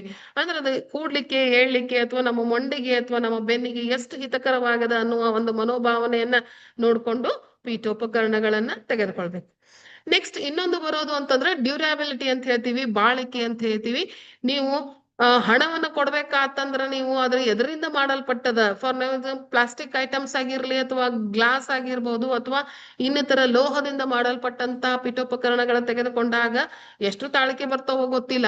ಆದ್ರೆ ಮರದ್ದಾಗಿರುವಂತ ಪರ್ಟಿಕ್ಯುಲರ್ ಒಳಗ ಓಕ್ ಆಗಿರ್ಬೋದು, ಮಹಾಗನಿ ಆಗಿರ್ಬೇಕು, ಸಾಗವಾನಿ ಆಗಿರ್ಬೋದು ಅಥವಾ ಟೀಕ್ ವುಡ್, ರೋಸ್ ವುಡ್ ಇಂತಹ ಕಟ್ಟಿಗೆಗಳಿಂದ ತಯಾರಿಸಲ್ಪಟ್ಟ ಪೀಠೋಪಕರಣಗಳು ಬಹಳಷ್ಟು ದಿನ ಏನಾಗ್ತಾವು ಅಂತಂದ್ರ ಅವು ಬಹಳ ಬಾಳಿಕೆ ಬರ್ತತಿ. ಹಿಂಗಾಗಿ ಡ್ಯೂರ್ಯಾಬಿಲಿಟಿಗೆ ಪಾಯಿಂಟ್ ಕನ್ಸಿಡರೇಷನ್ ಇಟ್ಕೊಂಡು ನಾವು ಕೇವಲ ಅಂದಕ್ಕಾಗಿ ಅಲಂಕಾರಕ್ಕಾಗಿ ಪೀಠೋಪಕರಣಗಳನ್ನ ಜೋಡಿಸ್ಕೊಳ್ಳದೆ ಅದರದ ಬಾಳಿಕೆಯ ಹಿತದೃಷ್ಟಿಯನ್ನ ನೋಡಿಕೊಂಡು ಪೀಠೋಪಕರಣಗಳನ್ನ ನಾವು ಕೊಳ್ಳಬೇಕಾಗತ್ತ. ಬಾಳಿಕೆಗೂ ಮತ್ತು ಬೆಲೆಗೂ ನೇರವಾದ ಸಂಬಂಧ ಇರ್ತೈತಿ. ಹಿಂಗಾಗಿ ನಾವು ಎಷ್ಟು ಬೆಲೆ, ಒಂದು ಬಿಟ್ಟು 4 ಅಂಗಡಿಗಳಾಗಿರ್ಬೋದು, 4 ಕಡೆ ವಿಚಾರವನ್ನ ಮಾಡ್ಕೊಂಡು ಬೆತ್ತದಿಂದ ಮಾಡಿದ್ದು ಅಥವಾ ಲೋಹದಿಂದ ಮಾಡಿದ್ದು ಎಷ್ಟು ಹಣ ವ್ಯಯವಾಗತ್ತ, ಕಟ್ಟಿಗೆಗೆ ಎಷ್ಟು ವ್ಯಯವಾಗತ್ತ, ಕಟ್ಟಿಗೆ ಒಳಗ ಯಾವ ಕಟ್ಟಿಗೆಗೆ ಎಷ್ಟು, ಈಗ ಬೇವಿನ ಮರದ ಕಟ್ಟಿಗೆ ಇರುತ್ತದ, ಸಾದಾ ಇರುತ್ತದ, ಅಂತ ಮರಕ್ಕಿನ teak wood, rose wood, black wood, sandal wood ಬಂದಾಗ ಅವು ಕಟ್ಟಿಗೆ ಭಯಂಕರ ದುಬಾರಿ ಆಗಿರ್ತಾವ. ಹಿಂಗಾಗಿ ನೀವು ಕೊಳ್ಳುವಂತ ಪೀಠೋಪಕರಣಗಳು ಅವಕ್ಕ ಬೆಲೆಗೆ ಸೂಕ್ತವಾಗಿದೆಯೋ ಎಲ್ಲೋ ಎಂಬುದನ್ನ ನೋಡ್ಕೊಂಡು ನಾವೇನ್ ಮಾಡ್ಬೇಕು, ಕಾಸ್ಟ್ ಅನ್ನ ಕಂಪೇರ್ ಮಾಡ್ಕೊಂಡು, ಒಂದ್ ಬಿಟ್ಟು ಇನ್ನೊಂದು ಅಂಗಡಿ, ಒಂದ್ ಬಿಟ್ಟು ಇನ್ನೊಂದು ಊರಲ್ಲಿ ಕಂಪೇರ್ ಮಾಡ್ಕೊಂಡು, ಯಾಕಂದ್ರ ಈಗ ಹೆಂಗ ಮನುಷ್ಯನಿಗೆ ಆಭರಣಗಳನ್ನ ಹೆಂಗ್ ಕೊಳ್ತೀರಿ ಹಂಗ್ ಪೀಠೋಪಕರಣಗಳು ಕೂಡ 2 ವರ್ಷಕ್ಕೊಮ್ಮೆ 3 ವರ್ಷಕ್ಕೊಮ್ಮೆ ಬದ್ಲಿ ಮಾಡ್ಕೊಂತ ಇದಕ್ಕಾಗ್ಲಿಲ್ಲ. ಕನಿಷ್ಠ ಪಕ್ಷ 15-20 ವರ್ಷ ಏನಾಕ್ಕವು ಪೀಠೋಪಕರಣಗಳು, ಕೆಲವೊಮ್ಮೆ 30 ವರ್ಷ ಗಂಟ್ಲೆ ಪೀಠೋಪಕರಣಗಳು ನಮ್ಮ ಜೊತೆಗೆ ಇರ್ತಾವು. ಹಿಂಗಾಗಿ ಪೀಠೋಪಕರಣಗಳನ್ನ ತೆಗೆದುಕೊಳ್ಬೇಕಾದ್ರ ಬೆಲೆಯ ಬಗ್ಗೆ ಖಾತರಿ ಪಡಿಸ್ಕೊಳ್ಬೇಕು. ನಂತರ ಎಂತಾದೋ ಒಂದು ಪೀಠೋಪಕರಣಗಳನ್ನ ತಂದಿಟ್ರಿ, ಅದು ಸುಂದರವಾಗಿಲ್ಲ, ಸೌಂದರ್ಯವರ್ಧಕವಾಗಿಲ್ಲ ಅಥವಾ ಬ್ಯೂಟಿ ಅದು ಕೊಡಾಕತ್ತಿಲ್ಲ ಅಂತಂದ್ರ ಅದ್ರದ್ದು ಲುಕ್ ಹೋಗ್ಬಿಡ್ತದೆ. ಮನೆ ಬಹಳ ಚಂದ ಕಟ್ಟಿರ್ತೀರಿ, ಅದ್ರ ತಕ್ಕಂಗ ಆರಾಮದಾಯಕವಾಗಿ ನೋಡಿರ್ತೀರಿ. ಅದ್ರ ಜೊತೆಗೆ ಏನಾಗಿರ್ಬೇಕು, ಆಧುನಿಕ ಶೈಲಿಯ ಸರಳ ಹಾಗೂ ಸುಂದರ ಮತ್ತು ಸುಲಭವಾಗಿ ಸಂರಕ್ಷಿಸಲ್ಪಡುವಂತಹ ಪೀಠೋಪಕರಣಗಳ ಬಗ್ಗೆ ಹೆಚ್ಚು ಕಾಳಜಿ ವಹಿಸಿ ನೀವು ತೆಗೆದುಕೊಳ್ಬೇಕು. ಅದು it create an beauty in interior ಅಂತ ಹೇಳ್ತೀವಿ. ಒಂದು ಒಳ ಅಲಂಕಾರದಲ್ಲಿ ಪೀಠೋಪಕರಣಗಳು ಎಷ್ಟು ಚೆನ್ನಾಗಿ ಇಟ್ಕೊಂಡ್ರ ಅದು ನೋಡ್ಲಿಕ್ಕೆ ತುಂಬಾ ಸುಂದರವಾಗಿ ಕಾಣ್ತದ. ರೂಮಿನ ಒಂದು ಇನ್ನೂ ಸೊಬಗನ್ನ ಹೆಚ್ಚಿಸ್ತತಿ ಎನ್ನುವ ಒಂದು ಸೂಕ್ತವಾಗಿ ಇರುವಂಗೆ ನೋಡ್ಕೊಂಡು ಆಯ್ಕೆ ಮಾಡ್ಕೋಬೇಕಾಗತ್ತ. ನೆಕ್ಸ್ಟ್ ಯುಟಿಲಿಟಿ ಅಂತ ಹೇಳ್ತೀವಿ. ಕೆಲವೊಮ್ಮೆ ನಾವು ಪ್ಲೇಸ್ ಒಳಗ ಯುಟಿಲಿಟಿ ಪ್ಲೇಸ್ ಹಂಗ ಖಾಲಿ ಬಿಟ್ಟಿರ್ತೀವಿ, ಯಾವ್ದೋ ಒಂದು ರ್ಯಾಕ್ ತಗೊಂಡ್ ಬಂದು ಮಾಡ್ಕೊಂಡಿರ್ತೀವಿ. ಅದ್ರ ಬದ್ಲಿ ಏನ್ ಮಾಡ್ಬೇಕಾಗತ್ತ, ಯುಟಿಲಿಟಿ ಪ್ಲೇಸ್ ಅನ್ನು ಕೂಡ ಏನ್ ಮಾಡ್ಬೇಕಾಗತ್ತ, ಸೂಕ್ತವಾಗಿ ನಾವು ಪೀಠೋಪಕರಣಗಳಿಂದ ನೀವು ನೋಡ್ಬೋದು. ಇಲ್ಲಿ ನೋಡ್ರಿ ಡ್ರಾ ಸಿಸ್ಟಮ್ ಇದೆ. ಇಲ್ಲಿ ನಾವು ಏನ್ ಮಾಡ್ಬೋದು, ಶೆಲ್ಫ್ ಗಳನ್ನ ಇಟ್ಟು ಕಬರ್ಡ್ಸ್ ಗಳನ್ನ ಮಾಡಿದೀವಿ. ಇದ್ರೊಳಗ ನೀವು ಬೇಕಾದಂತ ಐಟಮ್ಸ್ ಆಗಿರ್ಬೋದು, ನಿಮ್ ಟಾಯ್ಲೆಟರೀಸ್ ಅನ್ನ ಇಟ್ಕೋಬಹುದು. ವಾಷಿಂಗ್ ಮಷಿನ್ ಕೂಡ ನೀವು ಪೀಠೋಪಕರಣಗಳಲ್ಲಿ ಅಡ್ಜಸ್ಟ್ ಮಾಡ್ಬೋದು. ಲಾಂಡ್ರಿ ಬಾಸ್ಕೆಟ್ಸ್ ಸತೆ ನೀವೇನ್ ಮಾಡ್ಬೋದು, ಇಟ್ಕೋಬಹುದು. ಹಿಂಗ ಇದ್ದಂತ ಖಾಲಿ ಜಾಗವನ್ನ ಪೀಠೋಪಕರಣಗಳನ್ನ ತೆಗೆದುಕೊಂಡು ಜಾಗದ ಲಭ್ಯತೆಯನ್ನ ನೋಡ್ಕೊಂಡು ಕ್ರಿಯಾತ್ಮಕವಾಗಿ ಉಪಯೋಗ ಮಾಡಿಕೊಳ್ಳುವಂಗ ನೀವು ಏನ್ ಮಾಡ್ಬೋದು, ಆ ಒಂದು ಸ್ಥಳದ ಕೋಣೆಯ ವಿನ್ಯಾಸವನ್ನ ಪೀಠೋಪಕರಣಗಳಿಂದ ಹೆಚ್ಚಿಸಬಹುದು. ನೆಕ್ಸ್ಟ್ ಯಾವುದೇ ಒಂದು ಪೀಠೋಪಕರಣಗಳ ತೆಗೆದುಕೊಳ್ಳಿ, ಆ ವ್ಯಕ್ತಿಯ ವ್ಯಕ್ತಿತ್ವ ಅಥವಾ ಅಭಿರುಚಿ, ಕುಟುಂಬದವರ ಅಭಿರುಚಿಯಾಗಿರ್ಬೋದು, ಅದನ್ನ ಎಕ್ಸ್ಪ್ರೆಸ್ ಮಾಡ್ತಿರ್ಬೇಕು. ಅಥವಾ ಒಂದು ಕೋಣೆಯ ಸೊಬಗನ್ನ ಹೆಚ್ಚಿಸ್ತಾ ಇರ್ಬೇಕು. ಫಾರ್ ಎಕ್ಸಾಂಪಲ್ ಇದು ಏನಾಗಿದೆ ಅಂತಂದ್ರೆ ಯಾವ್ದೋ ರೂಮ್ ಅಲ್ಲ, ಇದು ಔಟೇಜ್ ಪ್ಯಾಸೇಜ್ ಇದೆ, ಎಕ್ಸ್ಟ್ರಾ ಒಂದು ಬಾಲ್ಕನಿ ಟೈಪ್ ಇದೆ. ಆ ಬಾಲ್ಕನಿಯನ್ನು ಏನ್ ಮಾಡಿದ್ದಾರೆ, ವಿಂಡೋ ಗ್ಲಾಸ್ ಇಂದ ಅದನ್ನ ಕವರ್ ಮಾಡಿದ್ದಾರೆ. ಬಾಲ್ಕನಿ ಒಳಗೂ ಕೂಡ ಏನ್ ಮಾಡಿದ್ದಾರೆ, ಹೊರಗಿನ ನೈಸರ್ಗಿಕ ಸೊಬಗು ಆನಂದಕರವಾಗಿ ನಾವು ಆಸ್ವಾದನೆ ಮಾಡ್ಬೇಕಾಗತ್ತೆ. ಹಂಗ ನಾವು ಪೀಠೋಪಕರಣಗಳನ್ನ ಜೋಡಿಸಿಟ್ಕೋಬೇಕು. ಇಲ್ಲಿ ಯಾವುದೇ ಬೆಡ್ ಹಾಕೋದು, ಸೋಫಾ ಸೆಟ್ ಹಾಕೋದಕ್ಕಿಂತ ಹೆಚ್ಚಿನ ಏನೈತಿ ಅಂತಂದ್ರ ಜಾಸ್ತಿ ಕುಂತು ತಂಪಾದ, ಸೂಕ್ಷ್ಮವಾದ, ಬಲವಾದ, ತಾಜಾತನವಾಗಿರುವಂತಹದ್ದು, ನೈಸರ್ಗಿಕವನ್ನ ಆಸ್ವಾದನೆ ಮಾಡುವಂತ ಅಂದ್ರೆ ಎಕ್ಸ್ಪ್ರೆಸಿವ್ನೆಸ್. ಒಂದು ಕೋಣೆಗೆ ಎಂಟರ್ ಆದ ತಕ್ಷಣ ಎಷ್ಟು ಟೇಸ್ಟ್ ಚೆನ್ನಾಗಿದೆ ಇವ್ರದ್ದು, ಕುಟುಂಬದಲ್ಲಿ ಇರುವಂತವ್ರದ್ದು ಎಷ್ಟು ಚಂದ ನೀವು ಪೀಠೋಪಕರಣಗಳನ್ನ ಜೋಡಿಸಿಟ್ಕೊಂಡಿದ್ದಾರೆ ಅನ್ನುವ ಮನೋಭಾವನೆ ಬರ್ಬೇಕು. ಆ ರೀತಿಯಾಗಿರುವಂತ ಎಕ್ಸ್ಪ್ರೆಸಿವ್ ನೇಚರ್ ಇರ್ಬೇಕು. ಅಂತ ಪೀಠೋಪಕರಣಗಳನ್ನ ಮಾಡ್ಕೋಬೇಕಾಗತ್ತೆ. ನೆಕ್ಸ್ಟ್ ಪೀಠೋಪಕರಣಗಳಲ್ಲಿ ಸ್ಟೈಲ್ಸ್ ಬರ್ತಾವು. ಒಂದನ ಬೊರೋಕೋ ಇರ್ಬೋದು, ರೋಕೋಕೋ ಇರ್ಬೋದು, ಅನೇಕ ಪ್ರಕಾರವಾದಂತಹ ಸ್ಟೈಲ್ಸ್ ಗಳತಾವು. ಒಂದು ಪುರಾತನವಾಗಿದ್ದು ಬರ್ತತಿ, ಮಧ್ಯಕಾಲೀನ ಬರ್ತತಿ, ಮತ್ತು ಆಧುನಿಕ ಕಾಲ ಬರ್ತತಿ. ಒಂದ್ ವೇಳೆ ನಿಮ್ದು ಮನೆ ಅಗದಿ ಹಳೆದೈತಿ ಅಂತಂದ್ರ ಆಡಂಬರವಾದಂತಹ ಪೀಠೋಪಕರಣಗಳನ್ನ ತೆಗೆದುಕೊಳ್ಳೋ ಅವಶ್ಯಕತೆ ಇಲ್ಲ. ಹಳೆ ಮನೆ ಇದ್ದ ಕಾಂಟೆಂಪ್ರರಿ ಸ್ಟೈಲ್, ನೀವು ಏನು ಇತ್ತಾಗ ಮಾಡರ್ನು ಅಲ್ಲ, ಇತ್ತಾಗ ಅಗದಿ ಪುರಾತನವಾದದ್ದಲ್ಲ, ಕಾಂಟೆಂಪ್ರರಿ ಸ್ಟೈಲ್ ಒಳಗ ನೀವು ಪೀಠೋಪಕರಣಗಳನ್ನ ಜೋಡಣೆ ಮಾಡಿರ್ಬೇಕು.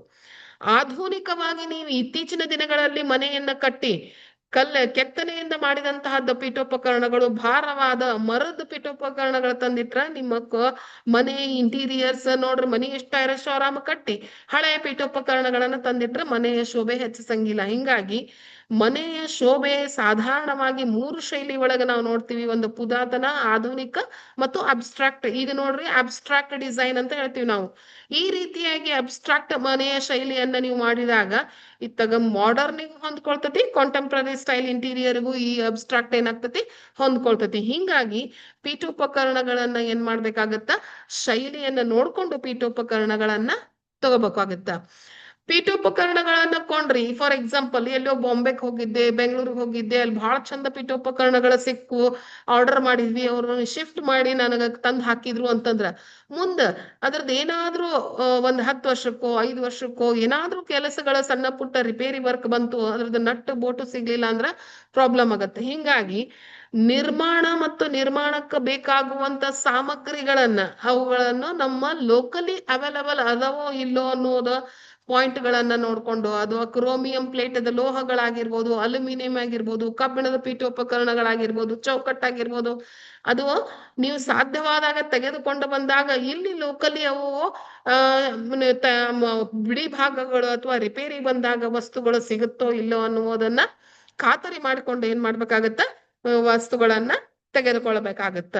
ನೆಕ್ಸ್ಟ್, ದೃಢತೆ ಮತ್ತು ಗಡಸ್ತನ ಇರ್ಬೇಕು. ನೀವು ಪೀಠೋಪಕರಣ ಇದು ನೋಡ್ರಿ, 20 ವರ್ಷ ಆದ್ರೂ ಈ ಟೇಬಲ್ಗೆ ಏನಾದ್ರೂ ಒಂದ್ ಸ್ವಲ್ಪ ಅದನ್ನ ಸ್ಯಾಂಡ್ ಪೇಪರ್ ಹಾಕಿ ತಿಕ್ಕಿ ನೀವು ಮತ್ತೆ ವಾಪಸ್ ಅದಕ್ಕ ನೀವು ಶೈನಿಂಗ್ ಅಗಸೆ ಎಣ್ಣೆ ಅಥವಾ ವುಡ್ ಆಯಿಲ್ ಅನ್ನ ಹಚ್ಚಿ ನೀವು ಮಾಡಿಬಿಟ್ರಿ ಅಂದ್ರ ಮತ್ತೆ ಈಗ ಶೋರೂಮ್ ಇಂದ ತಂದಂಗ ಪೀಠೋಪಕರಣಗಳು ರೆಡಿ ಆಗ್ತಾವ. ಹಿಂಗಾಗಿ ನಾವು ಪೀಠೋಪಕರಣಗಳನ್ನ ತೆಗೆದುಕೊಳ್ಬೇಕಾದ್ರ ದೃಢವಾಗಿರ್ಬೇಕು. ಭಾಗಗಳನ್ನ ಹೇಗೆ ಜೋಡಿ ಮಾಡಿ ಇಟ್ಟಿದ್ದಾರೆ, ಅದ್ರ ಕಾಲುಗಳು ಹೆಂಗ ಅಂದ್ರ ಮೇಲೆ ಅಗಲಾಗಿದ್ದು ಕಾಲ ಸಣ್ಣವಿತ್ತಂದ್ರ ನೋಡ್ಬೇಕಾದ್ರ ಬ್ಯಾಲೆನ್ಸ್ ಸಿಗುತ್ತೋ ಇಲ್ಲೋ ಅನ್ನೋದಾಗತ್ತ. ಹಿಂಗಾಗಿ ಲೋಹದ ಪ್ಲೇಟು, ಉಕ್ಕಿನ ಕ್ಲಿಪ್ಗಳಾಗಿರ್ಬೋದು, ವಿವಿಧ ಭಾಗಗಳ ಜೋಡಣೆ ಮಾಡಕ ಅನುಕೂಲ ಅಂದ್ರೆ ಗಡಸೈತೋ ಇಲ್ಲೋ, ಕಠಿಣತೆ ಐತೋ ಇಲ್ಲೋ, ದೃಢತೆ ಐತೋ ಇಲ್ಲೋ ಅನ್ನೋ ಒಂದು ಅಂಶವನ್ನ ಪರಿಗಣನೆ ಮಾಡಿಕೊಂಡು ನಾವು ಪೀಠೋಪಕರಣಗಳನ್ನ ತೆಗೆದುಕೊಳ್ಬೇಕು. ನೆಕ್ಸ್ಟ್ ಬರೋದು, ಫಾರ್ ಎಕ್ಸಾಂಪಲ್ ನೀವು ಸ್ವಂತ ಮನೆ ಕಟ್ಟಿಸ್ಕೊಂಡು ಒಂದೇ ಮನೆಯೊಳಗ ಒಂದೇ ಊರ್ದಾಗ ಇರ್ತೀನಿ ಅಂದ್ರೆ ಅಡ್ಡಿ ಇಲ್ಲ. ಅಥವಾ ನೀವು 5 ವರ್ಷಕ್ಕೊಮ್ಮೆ 4 ವರ್ಷಕ್ಕೊಮ್ಮೆ ಯಾವ್ದಾದ್ರು ಜಾಬ್ ಒಳಗಿದ್ದು, ಅಥವಾ ನಿಮ್ದು ಬಿಸ್ನೆಸ್ ಶಿಫ್ಟ್ ಆಗ್ತಾ ಇತ್ತು, ನೀವು ಜಾಬ್ ಮೂಲಕ ನೀವು ಬೇರೆ ಒಂದು ಊರಿಂದ ಇನ್ನೊಂದು ಊರಿಗೆ ಟ್ರಾನ್ಸ್ಫರ್ ಆಗಿ ನೀವು ಬೇರೆ ಕಡೆ ಹೋಗ್ಬೇಕಾದ್ರ ನಿಮ್ಮೊಂದಿಗೆ ಪೀಠೋಪಕರಣಗಳು ಹೋಗ್ಬೇಕಾಗತ್ತ. ಅಂತ ಸಂದರ್ಭದಲ್ಲಿ ಮೊಬಿಲಿಟಿಗೆ ಅಂದ್ರೆ ಸಾಗಾಣಿಕೆಗೆ ಸೂಕ್ತವಾಗಿರುವಂತ ಪೀಠೋಪಕರಣಗಳನ್ನು ತೆಗೆದುಕೊಳ್ಬೇಕು. ಈಗ ಎಲ್ಲಾದ್ರೊಳಗು ಫಸ್ಟ್ ಫ್ಲೋರ್ ಅಲ್ಲೇ ಅಥವಾ ಗ್ರೌಂಡ್ ಫ್ಲೋರ್ ಅಲ್ಲೇ ಮನೆ ಸಿಗಂಗಿಲ್ಲ. ಈ ಮೆಟ್ರೋಪಾಲಿಟನ್ ಸಿಟಿ ಒಳಗೆ ಹೋದ್ರೆ 5th ಫ್ಲೋರ್ 8th ಫ್ಲೋರಿಗೆ ಸಿಗ್ತದ. ಅಂತ ಸಂದರ್ಭದೊಳಗ ನೀವು ಸೂಕ್ತವಾಗಿ ಅದನ್ನ ನೀವು ಲಿಫ್ಟ್ ಒಳಗೋ ಅಥವಾ ಮೇಲೆ ಶಿಫ್ಟ್ ಮಾಡ್ಕೊಳಕ ಬರ್ಬೇಕು. ಅಂತ ಪೀಠೋಪಕರಣಗಳನ್ನ ನೀವೇನ್ ಮಾಡ್ಬೇಕು, ಸುಲಭವಾಗಿ ಸಾಗಿಸ್ಬೇಕು ಬರ್ಬೇಕು. ಅಗ್ದಿ ಗ್ಲಾಸ್ ಇಂದು ಎಕ್ಸ್ಪೆನ್ಸಿವ್ ಇರೋದು ತಗೊಂಡ್ರಿ ಅಂದ್ರ ಶಿಫ್ಟ್ ಮಾಡ್ಬೇಕಾದ್ರೂ ಕೆಲವೊಮ್ಮೆ ತೊಂದರೆ ಆಗ್ತತಿ. ಹಿಂಗಾಗಿ ನಿಮ್ದು ಸಾಗಾಣಿಕೆಗೆ ಸೂಕ್ತವ. ಒಂದೇ ಕಡೆ ಅದೇರಿ ಅಂದ್ರ ಓಕೆ, ನೋ ಪ್ರಾಬ್ಲಮ್. ಆದ್ರೂ ಒಂದು ಕೋಣೆ ಒಳಗ ಏನ್ ಮಾಡ್ತೀರಿ, ನಾವು ದಿಕ್ಕನ್ನು ಕೂಡ ಬದಲಾವಣೆ ಮಾಡ್ತಿರ್ತೀವಿ. ಈ ರೂಮ್ ಈ ಕಡೆ ಬೇಡ, ಕೆಲವೊಮ್ಮೆ ಈ ಕಡೆ ಮಾಡೋಣ ಡಿಸೈನ್ಸ್ ಅಂತ ಹೇಳಿ ರೂಮ್ ನೊಳಗ ಏನ್ ಮಾಡ್ತಿರ್ತೀರಿ, ಶಿಫ್ಟ್ ಮಾಡ್ತಿರ್ತೀರಿ. ಅಂತ ಮೊಬಿಲಿಟಿಗೆ ಸಾಗಾಣಿಕೆಗೆ ಸೂಕ್ತವಾಗುವಂಗ ಪೀಠೋಪಕರಣಗಳನ್ನ ತೆಗೆದುಕೊಳ್ಬೇಕಾಗತ್ತ. ನಂತರ ಏನಾಗತ್ತ, ಫ್ಲೆಕ್ಸಿಬಿಲಿಟಿ ಅಥವಾ ನಮ್ಯತೆ, ಪರ್ಯಾಯ ಉಪಯುಕ್ತತೆ ಅಂತಾನು ಹೇಳ್ತೀವಿ. ಈ ಫಾರ್ ಎಕ್ಸಾಂಪಲ್ 1ನೇ ಪೋಸ್ಟರ್ ಒಳಗ ನೋಡ್ತೀರಿ, ಇದೇನೈತಿ, ಡೈನಿಂಗ್ ಟೇಬಲ್ ಅದ, ಈ ಕಡೆ ಕಿಚನ್ ಅದ, ಈ ಕಡೆ ಒಂದು ಟೇಬಲ್ ಅದ. ಇದು ಡೈನಿಂಗ್ ಕಮ್ ಟೇಬಲ್ ಇದನ್ನ ಕನ್ವರ್ಟ್ ಆಗಿ ನಾವು ಸ್ಟಡಿ ಟೇಬಲ್ ಅನ್ನ ಕೂಡ ನಾವು ಮಾಡ್ಬೇಕಾಗತ್ತ. ಈ ತರ ಒಂದು ಕೋಣೆಯಲ್ಲಿರುವಂತ ಪೀಠೋಪಕರಣಗಳನ್ನು ಒಂದೇ ಕೆಲಸಕ್ಕಾಗಿ ಒಂದೇ ಒಂದು ಕೆಲಸಕ್ಕಾಗಿ ಬಿಟ್ಟು ಇನ್ನೊಂದು ಕೆಲಸಕ್ಕಾಗಿ ಉಪಯೋಗ ಮಾಡ್ತೀವಲ್ಲ ಅದಕ್ಕ ಫ್ಲೆಕ್ಸಿಬಿಲಿಟಿ ಅಂತ ಕರಿತೀವಿ. ಫಾರ್ ಎಕ್ಸಾಂಪಲ್ ಈ ಕಡೆ ಏನ್ ಮಾಡಿದ್ದಾರೆ ಅಂತಂದ್ರೆ ವಿಂಡೋಗೆ ಎಕ್ಸ್ಟ್ರಾ ಪ್ಯಾನಲ್ ಕೊಟ್ಟಿದ್ದಾರೆ. ಯಾರ ಮಧ್ಯಾಹ್ನ ಒಂದ್ ವೇಳೆ ರೆಸ್ಟ್ ತಗೋಬೇಕಾಗಿತ್ತು, ಏನಾದ್ರೂ ವೀವಿಂಗ್ ಮಾಡ್ಬೇಕಾಗಿತ್ತು, ಹೆಣಿಬೇಕಾಗಿತ್ತು, ಹೊಲಿಬೇಕಾಗಿತ್ತು ಅಂದ್ರೆ ಆ ಒಂದು ಪ್ಲೇಸ್ ಒಳಗೆ ಕುತ್ಕೊಂಡು ನಾವು ವರ್ಕ್ ಮಾಡ್ಕೋಬಹುದು. ಇದಕ್ಕೆ ಏನಂತ ಕರಿತೀವಿ, ಫ್ಲೆಕ್ಸಿಬಿಲಿಟಿ ಅಂತ ಹೇಳ್ತೀವಿ. ಈ ಎಲ್ಲಾ ಒಂದು 12 ಪಾಯಿಂಟ್ಗಳನ್ನ ಕನ್ಸಿಡರ್ ಮಾಡ್ಕೊಂಡು ನಾವೇನ್ ಮಾಡ್ಬೇಕಾಗತ್ತ, ಪೀಠೋಪಕರಣಗಳನ್ನ ಕೊಳ್ಳುವಾಗ ಇವೆಷ್ಟೆಲ್ಲಾ ಅಂಶಗಳನ್ನ ಗಮನಿಸ್ಬೇಕಾಗತ್ತ. ನೆಕ್ಸ್ಟ್, ಪೀಠೋಪಕರಣಗಳನ್ನ ಜೋಡಣೆ ಮಾಡುವಾಗ ಮತ್ತು ಸಜ್ಜುಗೊಳಿಸುವಾಗ ಕೆಲವೊಂದು ಪ್ರಿನ್ಸಿಪಲ್ಸ್ ಅಂದ್ರೆ ತತ್ವಗಳನ್ನ ನಾವು ಅನುಸರಿಸಬೇಕಾಗತ್ತ. ಏನೆಲ್ಲ ತತ್ವಗಳು ಅನ್ನೋದು ಇನ್ನೊಂದು 5 ಮಿನಿಟ್ಸ್ ಒಳಗ ನಾನು ಮುಗಿಸ್ತೀನಿ. ಪೀಠೋಪಕರಣಗಳನ್ನ ಯಾವಾಗ್ಲೂ ಏನ್ ಮಾಡ್ಬೇಕಾಗತ್ತ, ಪರಿಮಾಣ ಮತ್ತು ಕುಟುಂಬದವರ ಅವಶ್ಯಕತೆ. ಫಾರ್ ಎಕ್ಸಾಂಪಲ್ ನೀವು ಮನಿಯೊಳಗ ಇಬ್ರೇ ಇರೋದು ಅಂತಂತಂದ್ರ ಇಷ್ಟೆಲ್ಲಾ ಪೀಠೋಪಕರಣಗಳು, ಒಂದ್ ಸಿಂಗಲ್ ಸೋಟ ಒಂದಿದೆ, ಎರಡಿದೆ, ಇಲ್ಲೊಂದಿದೆ, ಇಲ್ಲೊಂದ್ ಇಟ್ಟಿದ್ದಾರೆ. ನಿಮಗೆ ಅಷ್ಟೊಂದು ಅವಶ್ಯಕತೆ ಇಲ್ಲ. ಮನೆಯೊಳಗ 3, 4, 5 ಜನ ಜಾಸ್ತಿ ಇದಾರ ಅಂದ್ರ ಪೀಠೋಪಕರಣಗಳ ಸಂಖ್ಯೆ ಮತ್ತು ಪರಿಮಾಣವನ್ನ ಕುಟುಂಬದ ಗಾತ್ರದ ಆಧಾರದ ಮೇಲೆ ನಾವೇನ್ ಮಾಡ್ಬೇಕಾಗತ್ತ, ಡಿಸೈಡ್ ಮಾಡ್ಬೇಕಾಗತ್ತ. ಗೆಸ್ಟ್ ಏನು ಯಾವಾಗಾದ್ರೂ ಒಮ್ಮೆ ಬರ್ತಾರ, ಯಾವ್ದಾದ್ರು ಒಂದು ಸಂದರ್ಭ, ಸಭೆ ಸಮಾರಂಭಗಳ ಔತಣಕೂಟಗಳನ್ನ ಯಾವಾಗಾದ್ರೂ ಒಮ್ಮೆ ಮಾಡ್ತೀವಿ. ಆದ್ರೆ ದಿನಾ ನೀವು ಇರೋರು ಗೆಸ್ಟ್ ಗಂಡ ಹೆಂಡತಿ ಅಥವಾ ಕುಟುಂಬದೊಳಗೆ 2 ಅಥವಾ 3 ಮಂದಿ ಇದಾರ, 2 ಡ್ಯೂಪ್ಲೆಕ್ಸ್ ಮನಿ ಕಟ್ಟಿಸ್ಕೊಂಡ್ರಿ, ಎಲ್ಲಾ ರೂಮ್ನೊಳಗ ಪೀಠೋಪಕರಣಗಳು ಇತ್ತಂದ್ರ ಅದು ಉಪಯೋಗ ಆಗ್ಲಿಲ್ಲ ಅಂತಂದ್ರ ಅನಾವಶ್ಯಕ ಅನ್ಸುತ್ತೆ. ಹಿಂಗಾಗಿ ಪೀಠೋಪಕರಣಗಳ ಅಳತೆಗೆ ತಕ್ಕಂಗ ಪರಿಮಾಣವನ್ನ, ಕುಟುಂಬದ ಅವಶ್ಯಕತೆಗೆ ತಕ್ಕಂಗ ಪೀಠೋಪಕರಣಗಳನ್ನ ಮಾಡ್ಕೋಬೇಕಾಗತ್ತ. ಆಮೇಲೆ ಕುಟುಂಬದೊಳಗ ಯಾವುದೇ ಒಂದು ಸ್ಥಳದ ಕೇಂದ್ರ ಬಿಂದುವನ್ನ ನೋಡ್ಕೊಂಡು ಆ ಕೇಂದ್ರ ಬಿಂದುವನ್ನ ಜೋಡಿಸಿ ಉಳ್ಕಿದ ಕಡೆ ಏನ್ ಮಾಡ್ಬೇಕಾಗತ್ತ, ಸುತ್ತ ಸಣ್ಣ ಪುಟ್ಟ ಸಾಮಾನುಗಳನ್ನ ಇಡ್ಬೇಕಾಗತ್ತ. ಫಾರ್ ಎಕ್ಸಾಂಪಲ್ ಈ ಲಿವಿಂಗ್ ಹಾಲ್ ಒಳಗ 3 ಸೀಟರ್ ಸೋಫಾ ಅನ್ನ ಗೋಡೆಗೆ ಆನಿಸ್ಕೊಂಡಿಟ್ಟು ನಂತರ ಸಿಂಗಲ್ ಸೀಟರ್ ಸೋಫಾ ಅನ್ನ ಮತ್ತು ಕಾಫಿ ಟೇಬಲ್ ಅನ್ನ, ಕಾರ್ಪೆಟ್ ಅನ್ನ ಹೊಂದಿಸಿಟ್ಕೊಂಡಿವಿ. ಮತ್ತ ಸೈಡ್ ಟೇಬಲ್, ಸೈಡ್ ರ್ಯಾಕ್ ಅನ್ನ ಹೊಂದಿಸಿಟ್ಕೊಂಡಿವಿ. ಇದನ್ನ ಲಕ್ಷ್ಯ ಕೊಟ್ಟು ನೋಡ್ಬೇಕಾಗತ್ತ. ಒಂದ್ ವೇಳೆ ಇನ್ ಕೇಸ್ ಬೆಡ್ರೂಮ್ ನೀವು ಡಿಸೈನ್ ಮಾಡ್ಲಿಕ್ಕತ್ತಾಗ ಬೆಡ್ ಸೆಂಟರ್ ಏನಿದೆ, ಬೆಡ್ರೂಮಿಗೆ ಬೆಡ್ ಮಹತ್ವದ್ದಾಗಿರ್ತತಿ. ಬೆಡ್ ಅನ್ನ ಇಟ್ಟುಕೊಂಡು ಕೆಳಗ ಸೈಡ್ ಏನ ವಾಲ್ ಯೂನಿಟ್ ಅನ್ನ ಅಥವಾ ಸೈಡ್ ಟೇಬಲ್ ಗಳನ್ನ ಇಟ್ಕೊಂಡು ಮುಂದೆ ಒಂದು ಸಣ್ಣದೊಂದು ಸೋಫಾ ಕೂಡ್ಲಿಕ್ಕೆ ಕುರ್ಚಿ ಆರಾಮದಾಯಕವಾಗಿ ಇಟ್ಕೋಬಹುದು. ಈ ರೀತಿ ನಾವೇನ್ ಮಾಡ್ಬೇಕಾಗತ್ತ, ಪ್ರಿನ್ಸಿಪಲ್ಸ್ ಅನ್ನ ಉಪಯೋಗ ಮಾಡ್ಕೋಬೇಕಾಗತ್ತ. ಆಮೇಲೆ ಯಾವಾಗ್ಲೂ ನಾವು ಪೀಠೋಪಕರಣಗಳನ್ನ ಒಂದು ಕೋಣೆಗೆ ಜೋಡಿಸ್ಬೇಕು ಅಂತ ಗೊತ್ತಾದಾಗ ಮೊದಲು ಏನ್ ಮಾಡ್ಬೇಕಾಗತ್ತ, ಆ ಮನೆಯ ನಕ್ಷೆಗಳನ್ನ ಒಂದು ಪೇಪರ್ ನಲ್ಲಿ ಬ್ಲೂ ಪ್ರಿಂಟ್ ಒಳಗ ತೆಗೆಸಿ ಇಟ್ಕೋಬೇಕಾಗತ್ತ. ಪೀಠೋಪಕರಣಗಳ ಆ ಅಳತೆಗಳನ್ನ 1:50 ಅಥವಾ 1:25, ನಿಮ್ ಮನಿ 30x40 ಇತ್ತಂದ್ರ 1:50 ಅಥವಾ 40x60 ದೊಡ್ಡದಿತ್ತು ಅಂದ್ರ 1:25 ಒಳಗ ನೀವೇನ್ ಮಾಡ್ಬೇಕಾಗತ್ತ, ಮನೆಗೆ ತಕ್ಕಂಗ ನೀವೇನ್ ಮಾಡ್ಬೇಕತ್ತ, ಫರ್ನಿಚರ್ದ ಟೆಂಪ್ಲೆಟ್ಸ್ ಅಂತ ಕರಿತೀವಿ. ಸಣ್ಣ ಫರ್ನಿಚರ್ದ ಟೆಂಪ್ಲೆಟ್ಸ್ ಇರುತ್ತ. ಆ ಟೆಂಪ್ಲೆಟ್ ಅನ್ನ ನೀವು ಪೇಪರ್ ಒಳಗ, ಕಲರ್ ಪೇಪರ್ ಒಳಗ ಕಟ್ ಮಾಡ್ಕೊಂಡು ನಿಮ್ಮ ಬ್ಲೂ ಪ್ರಿಂಟ್ ಒಳಗ ಇಟ್ಟು ನೋಡ್ಬೇಕಾಗತ್ತ. ಈ ರೀತಿಯಾಗಿ ಇಟ್ಕೊಂಡಾಗ ನಿಮ್ಗೆ ಏನಾಗ್ತದೆ, ಮನೆಯ ಕೋಣೆಯನ್ನ ಹೇಗೆ ನೀವು ಅಲಂಕರಿಸಬಹುದು, ಸೋಫಾ ಸೆಟ್ ಅನ್ನ ಎಲ್ಲಿಡ್ಬಹುದು, ಸೈಡ್ ಟೇಬಲ್ಸ್ ಎಲ್ಲಿಡ್ಬಹುದು, ಕಾಫಿ ಟೇಬಲ್ ಎಲ್ಲಿಡ್ಬಹುದು, ಅಥವಾ ಡೈನಿಂಗ್ ಟೇಬಲ್ ಎಲ್ಲಿಡ್ಬಹುದು, ಅಥವಾ ಕಬರ್ಡ್ಸ್ ಎಲ್ಲಿಡ್ಬಹುದು, ಈ ತರ ಕ್ಯಾಬಿನೆಟ್ಸ್ ಅನ್ನ ಎಲ್ಲಿಡಬಹುದು, ಸಿಂಗಲ್ ಸೀಟರ್ ಸೋಫಾ ಎಲ್ಲಿಡಬಹುದು ಅನ್ನೋದೆಲ್ಲಾ ತಿಳಿತೈತಿ. ಈ ರೀತಿ ಫರ್ನಿಚರ್ ಟೆಂಪ್ಲೆಟ್ಸ್ ಅನ್ನ ಕಾಗದದ ಮೇಲೆ ಇಟ್ಟು ನೋಡಿ ಆಮೇಲೆ ನಂತರ ಅದೇ ಮಾದರಿ ಒಳಗ ನೀವೇನ್ ಮಾಡ್ಬೋದು, ಪೀಠೋಪಕರಣಗಳನ್ನ ಕೋಣೆ ಒಳಗ ಇಟ್ಕೋಬಹುದು. ನೆಲದಾಗ ಇಟ್ಟಾಗ ಸ್ಪಷ್ಟವಾಗಿ ನಿಮಗ್ ಕಂಡು ಬರ್ತೈತಿ ಯಾವ ತರ ಸೃಷ್ಟಿ ಇದೆ ಅಂತೇಳಿ ನಿಮಗ್ ಕಂಡು ಬರ್ತೈತಿ. ಆ ರೀತಿಯಾಗಿ ನಾವು ಏನ್ ಮಾಡ್ಬೋದು, ಸುಂದರವಾಗಿ ಈ ರೀತಿ ಕಂಡು ಬರ್ತೈತಿ. ಹಿಂಗಿಟ್ಟಿದೀವಿ ಅನ್ನೋ ಒಂದು ಮನೋಭಾವನೆ ಆ ರೀತಿ ಮಾಡಿದಾಗ ಕಂಡು ಬರ್ತೈತಿ. ಅವುಗಳನ್ನ ಪ್ರಾಮುಖ್ಯತೆಯನ್ನ ಕೊಡಬೇಕಾಗ್ತದೆ. ನೆಕ್ಸ್ಟ್, ಪೀಠೋಪಕರಣಗಳಲ್ಲಿ ಸಂಚಾರ ಮಾರ್ಗವ ಬಹಳ ಇಂಪಾರ್ಟೆಂಟ್. ಅಂದ್ರೆ ನಮಗ ಸ್ಪೇಸ್ ಇರ್ಬೇಕು. ಯಾವುದೇ ಒಂದು ಪೀಠೋಪಕರಣಗಳನ್ನ ಜೋಡಿಸಿರ್ಲಿ, ಸ್ಪೇಸ್ ಇಟ್ಕೊಂಡು ನಾವೇನ್ ಮಾಡ್ಬೇಕು, ಸಂಚಾರದ ಪಥ ಅಂತ ಕರಿತೀವಿ, ಆ ಸ್ಪೇಸ್ ಅನ್ನ ನೋಡ್ಕೋಬೇಕು. 2 ಬೆಡ್ ಅದಾವ ಅಂದ್ರೆ 2 ಬೆಡ್ಗಳ ನಡುವೆ ಅಂತರ ಎಷ್ಟಿರ್ಬೇಕು. ಚಿಲ್ಡ್ರನ್ಸ್ ಬೆಡ್ರೂಮ್ ಇಟ್ಟಿದ್ರೆ ಬೆಡ್ಗಳ ಅಂತರವನ್ನು 30 ಸೆಂಟಿಮೀಟರ್ ಅಥವಾ 30 ಇಂಚಸ್ ಅನ್ನ ನೋಡ್ಕೋತಿರ್ತಾರ. ಸರಾಸರಿ 60 ಸೆಂಟಿಮೀಟರ್ ಜಾಗ ಏನಾಗ್ಬೇಕು, ಒಬ್ಬ ವ್ಯಕ್ತಿ ಮುಕ್ತವಾಗಿ ಸಂಚಾರ ಮಾಡ್ಬೇಕು. ಅಂದ್ರೆ ಮೊಣಕಾಲಿಗೆ ಬಡದಿರ್ಬಾರ್ದು, ಅಥವಾ ಒಬ್ಬ ವ್ಯಕ್ತಿ ಬರ್ತಾನ, ಒಬ್ಬ ವ್ಯಕ್ತಿ ಹೋಗ್ತಾನ ಅಂದ್ರೆ ಪರಸ್ಪರ ನಮ್ ಭುಜಗಳು ಬಡಿಬಾರ್ದು.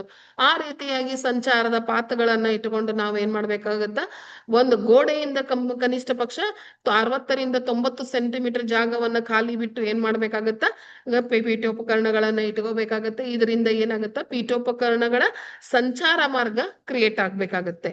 ನೆಕ್ಸ್ಟ್, ಒಂದ್ ವೇಳೆ ಕ್ರಿಯಾತ್ಮಕವಾಗಿ ಪೀಠೋಪಕರಣಗಳನ್ನ ಜೋಡಿಸ್ಬೇಕು ಅಂತಂದ್ರ ಈ ಎರಡೂ ಡಯಾಗ್ರಾಮ್ ಒಳಗೆ ಯಾವುದೂ ಫರ್ನಿಚರ್ ಚೇಂಜ್ ಇಲ್ಲ, ಕೇವಲ ಕಾರ್ಪೆಟ್ ಅನ್ನ ನಾವು ಚೇಂಜ್ ಮಾಡಿ ಒಂದು ಕ್ರಿಯೇಟಿವಿಟಿಯನ್ನ ತರಬಹುದು. ನೀವು ಅಬ್ಸರ್ವ್ ಮಾಡ್ರಿ, ಎರಡೂ ಡಯಾಗ್ರಾಮ್ನಾಗ ಬೆಡ್ ಅಲ್ಲೇ ಅದ, ರೌಂಡ್ ಟೇಬಲ್ಸ್ ಅದಾವು, ಸೇಮ್ ಸಿಂಗಲ್ ಸೀಟರ್ ಸೋಫಾ ಐತಿ, ಇಲ್ಲಿ ಆರಾಮದಾಯಕವಾದಂತ ಒಂದು ಪೀಠೋಪಕರಣ ಐತಿ, wall unit, TV unit, cabinet, side tables ಇಲ್ಲಿ ಸೇಮ್ ಇದ್ದಂಗೆ ಈ ಎರಡು ಡಯಾಗ್ರಾಮ್ ನೊಳಗೆ ಸೇಮ್ ಇದಾವ್.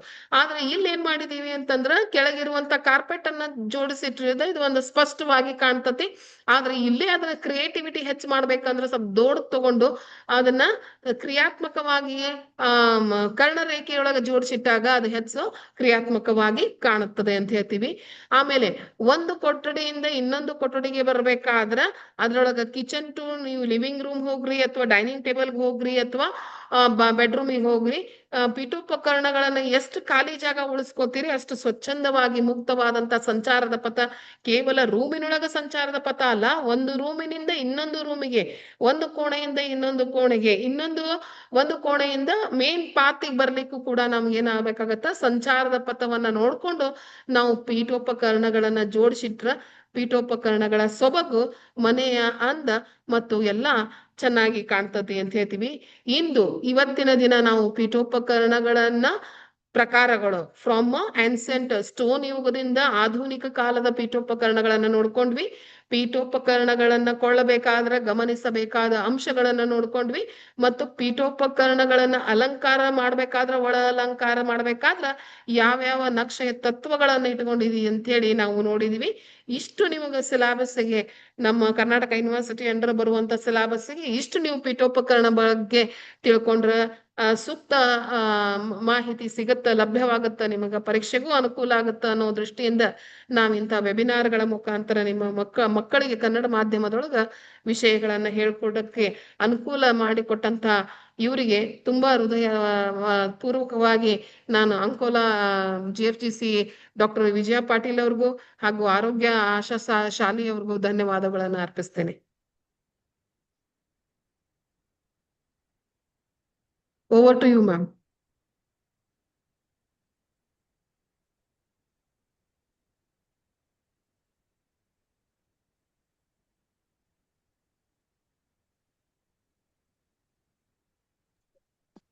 ಅಷ್ಟ ಮೈಕ್ ಓಪನ್ ಆಗಿಲ್ಲ.